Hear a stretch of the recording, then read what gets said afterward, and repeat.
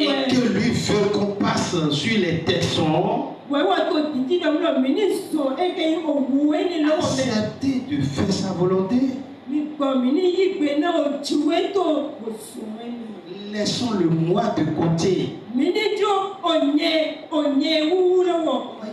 Quelque chose se présente, Seigneur, qu'est-ce que toi tu veux? C'est ça, normalement pour l'enfant de Dieu, qu'est-ce que tu veux que moi je fasse?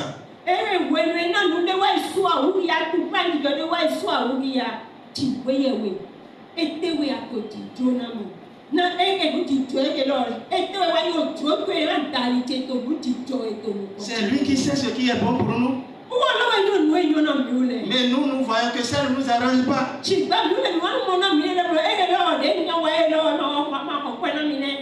Ouais, s'il s'agit de choix de conjoint par exemple, chacun a sa volonté.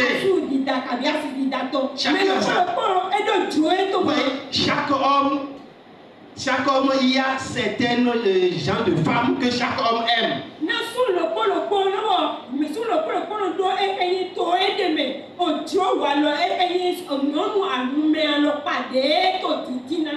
C'est de la même manière également pour chaque femme. Mais qu'est-ce que Dieu lui veut?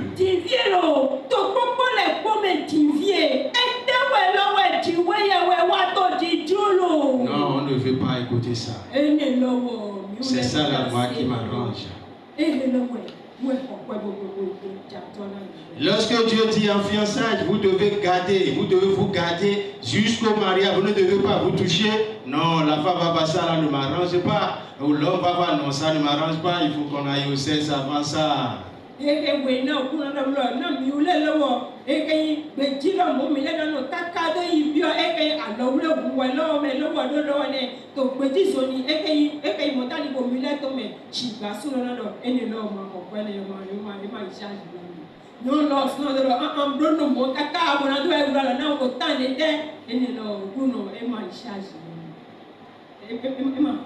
Praise alors.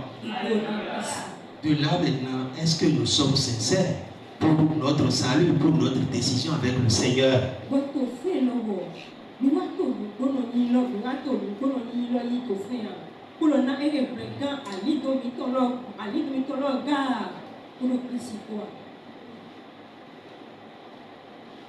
Parce qu'il a posé la base. Est-ce que nous sommes d'accord par rapport à la base avant de continuer la marche avec le Seigneur?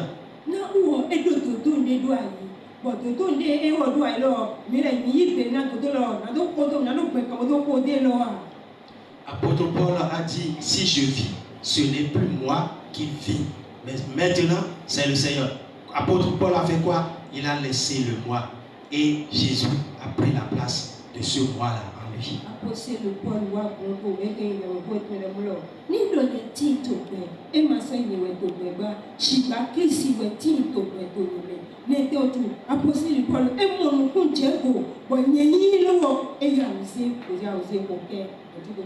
Peuple de Dieu, c'est là que sur le message d'exhortation ce matin, je veux beaucoup insister.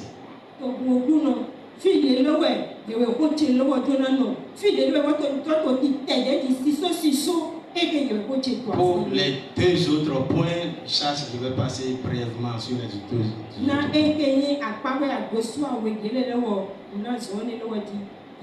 Parce que si seulement ce problème de moi là est réglé, sans vous mentir, tout ira bien.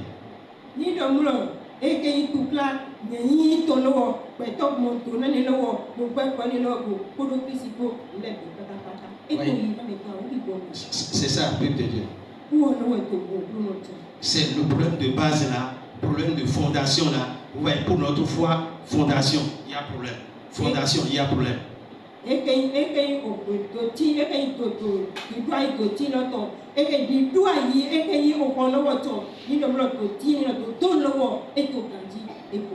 ça fait que les gens, toujours pour soutenir leur moi, vont dire ce que tu veux, Dieu même faire.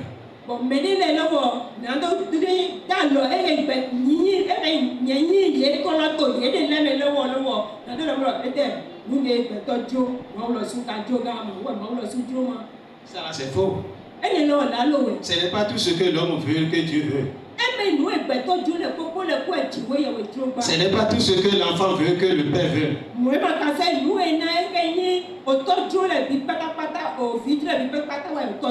Non. Il y a certaines choses que l'enfant peut vouloir et le père même peut vouloir, ça c'est vrai.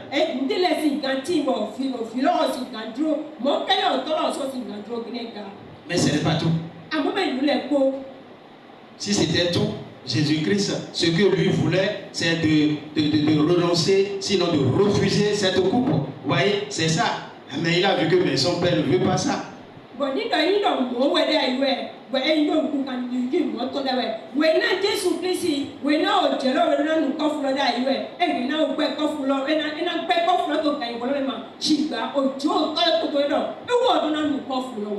Donc, peuple de Dieu, chrétiens que nous sommes, revoyons encore la base. Retournons encore à la base. On dirait que ce que le Seigneur nous a dit pour le fondement là, nous n'avons pas bien compris. C'est à cause de cela, lorsque certaines choses se présentent, et lui veut qu'on fasse ceci, nous voyons que cela ne nous arrange pas.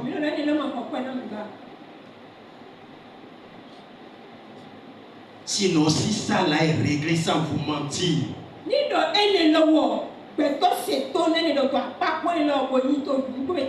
je dis, beaucoup de choses naturellement vont changer.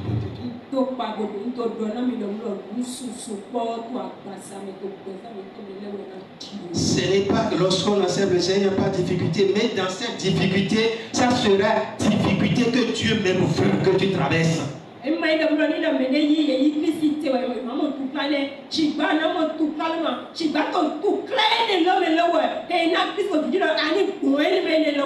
Ouais, ces problèmes-là n'auront pas le dessus. Non, jamais. Vous voyez, il a dit le malheur hâtait souvent le juste. Donc celui-là juste, celui-là qui est toujours prêt à faire sa volonté. Mais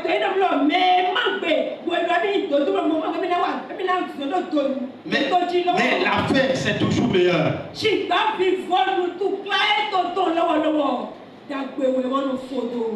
Mais celui qui garde toujours son moi,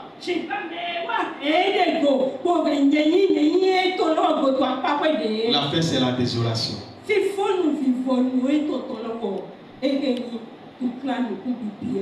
Donc en faisant la volonté de Dieu, nous avons dit qu'il y a beaucoup d'avantages. Oui,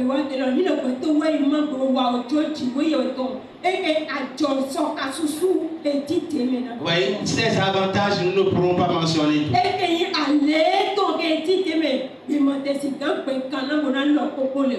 Et je vais dire qu'on nous lise rapidement Deutéronome 28, le verset 1 à 14. Écoutons seulement ça là, je ne vais pas trop faire commentaire. Oui, davantage. Lorsqu'on fait sa volonté en toutes choses, ce n'est pas choisi faire sa volonté en certaines choses et dans d'autres choses refuser sa volonté.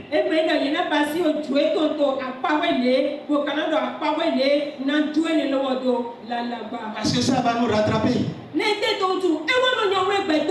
Oui, c'est ce qui se passe parfois avec nous, les enfants que nous sommes. Il y a certaines personnes qui vont faire la volonté de Dieu dans certaines choses. Et tu vas voir clairement ça, c'est la volonté de Dieu ça. Mais dans d'autres choses, ils vont voir que ça là ne l'arrange pas. Et ils vont faire leur volonté. Et ça fait que les promesses que Dieu a faites ici à son peuple, là, l'intercesseur peut ne pas rentrer dedans. Pourquoi il a abandonné la volonté de Dieu de l'autre côté?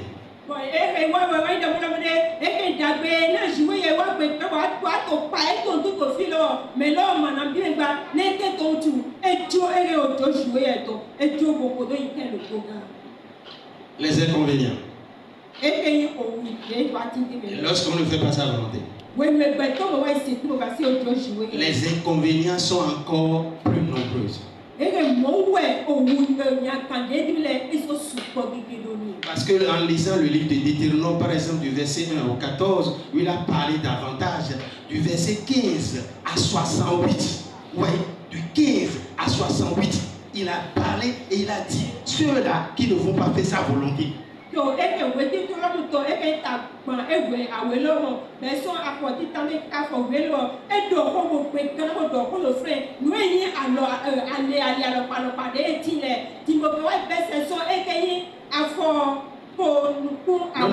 Non, non.